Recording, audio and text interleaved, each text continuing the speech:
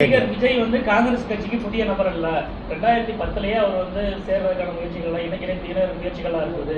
அதனால எங்க கட்சிக்கு அவர் புதுசு இல்லை, புதுசு ஒன்றும் இல்லைன்னு ஜோதிமணி சொல்ல வர்றாங்க. அதை எப்படி பாருங்க? விஜய் நல்ல அறிமுகமான நபர் தானே. புதிய நபர் அல்லன்னு சொல்லும்பொழுது ஒரு அதிகமான நல்ல பெரிய பிரபலமான நடிகர், அதனால் எல்லாருக்கும் அறிமுகமானவர். அந்த ஆளுகளை தான் நான் பார்க்குறேன். காங்கிரஸ் கட்சியோட எந்த விதமான ஃபார்மல் ரிலேஷன்ஸும் அவருக்கு முன்னாடி இருந்தது கிடையாது. அந்த மாதிரி நான் ஒரு செய்தி கேள்விப்பட்டிருக்கேன். ஒரு காலகட்டத்தில் அது இளைஞர் காங்கிரஸில் ஏதோ செயல்பட வேண்டும் என்று அவர் விரும்பினதாக ஒரு சந்திப்பு நடந்ததாக நான் கேள்விப்பட்டிருக்கேன். ஆனால் அதோட ஒரு ஃபார்மல் ரிலேஷன்ஷிப்பும் இன்னும் காங்கிரஸோட எந்த காலத்திலும் இருந்தது. ஏற்கனவே விஜயோட காங்கிரஸ் கட்சி கூட்டணி பேச்சுவார்த்தை வைரலாக பேசப்படுற அந்த மாதிரி அந்த டயத்தில் இப்போ ஜோதிமணி பேசுறத நம்ம கவனிக்க எனக்கு தெரிஞ்சதுக்கு சொல்கிறேன். நான் எனக்கு தெரிஞ்ச வரைக்கும் எந்த விதமான அதிகாரப்பூர்வமான பேச்சுவார்த்தையும் வேறு எந்த கட்சியோடும் எங்களுக்கு கிடையாது. நாங்கள் திராவிட முன்னேற்ற கழக கூட்டணியில், இந்தியா கூட்டணியில் உறுதியாக இருக்கிறோம்.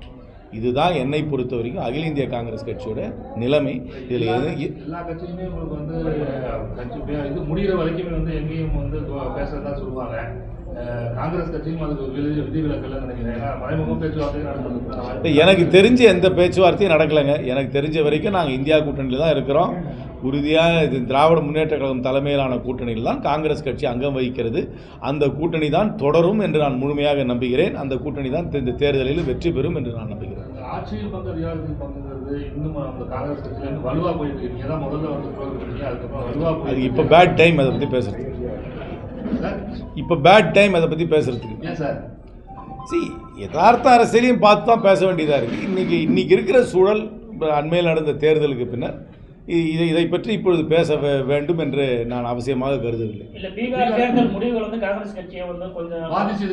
டெஃபினட்டாக நாங்கள் எதிர்பார்த்த முடிவு வராதது எங்களுக்கு இது ஒரு பின்னடைவு தான். அதை நான் இல்லைன்னே சொல்ல மாட்டேன். ஆனால் அந்த தேர்தல் முடிவு தமிழ்நாட்டை பாதிக்குமான்னு கேட்டிங்கன்னா கண்டிப்பாக பாதிக்காது.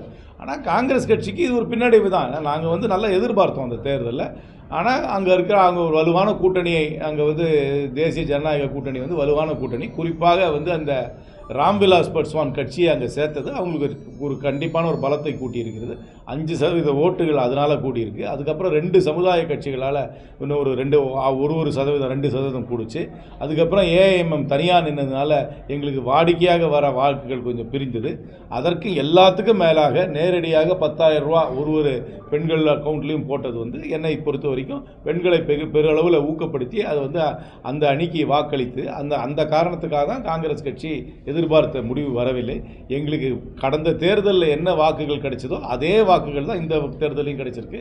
கடந்த தேர்தலில் ராஷ்ட்ரிய ஜனதா தளுக்கு என்ன தேர்தலில் வாக்குகள் கிடைச்சதோ அதே தான் இந்தியும் கிடைச்சிருக்கு. அதனால் கூட்டணி அங்கே இன்னும் கொஞ்சம் பலமாக அமைந்து அதற்கு மேலாக இந்த 10,000 ரூபா கொடுத்ததுனால நாங்கள் எதிர்பார்த்த முடிவு எங்களுக்கு.